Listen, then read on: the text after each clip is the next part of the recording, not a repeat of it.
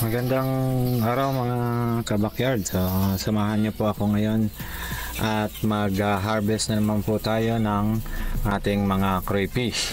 Okay? So, lagi ko na po itong ginagawa every now and then. Nagche-check po talaga ako dito sa ating grow pond kung meron na pong mga malalaking crayfish na kailangan ng ihiwalay. Kasi nga po ang itong pinaka-growing area ko ay magkakahalo po ang edad na naandyan. Ang ginagawa ko na lang po ay pag may ganitong malalaki na nakukuha na ako ay agad-agad ko na lang po yan ihihiwalay at dadalhin naman doon sa may kabila sa breeding tank. Kasi kung hahayaan ko po yan na lumaki sila ng lumaki dyan ay makakawawa po yung mas maliliit sa kanila. Babansot po yon, hindi makakabuelo ng paglaki. And yung mga ganyang size po ay na rin po yung pinagkukuhanan ko ng mga for sale. Ayan, kaya para po dyan sa mga nagtatanong, mayroon na naman po tayo ditong mga available na pwede ng pang out. Okay? Kaya doon mga kabakyard, sa mga nag-inquire po or nagtatanong kung magkano or pwede bang makabili ng crayfish, ayan po, lagi po tayong may available. Ang available po natin ay between 2 inches hanggang 3 inches sa ngayon. So mag-message lang po kayo dito sa ating page, Golden Moon TV, o doon sa isa kong account sa Golden Moon Backyard. And pwede rin po kayo mag-comment sa mga video ko para po mas mapapansin po agad natin and masasagot natin. Okay, so tuloy po natin ito mga kabakyard. Kahit po pala na nandito lang ako maglilipat sa kabilang tank or holding tank, ay sinisiguro ko pa rin po na nag-a-acclimate sa mga alaga ko.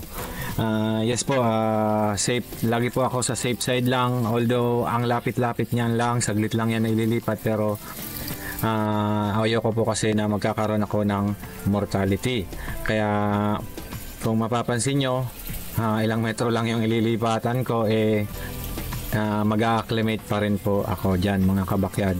Palulutangin ko pa rin po sila dyan sa bago nilang paglalagyan, at least 10 to 15 minutes para makapag-adapt sila sa bago nilang tubig bago ko po sila tuluyang pakakawalan.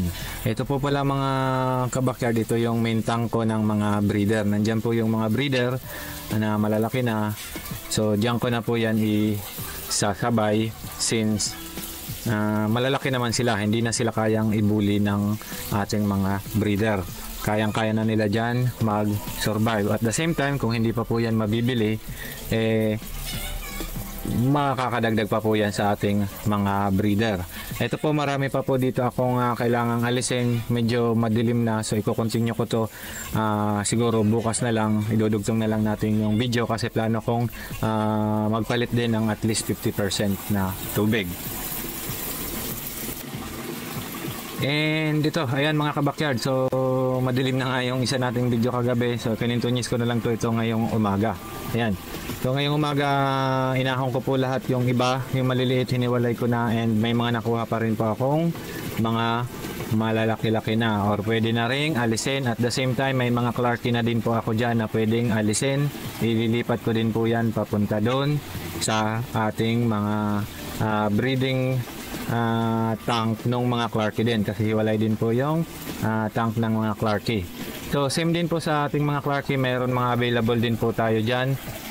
Kaya mag-message lang po kayo mga kabakyard. So yan lamang po sa araw na to, at hopefully maayos ang lahat, at goodbye.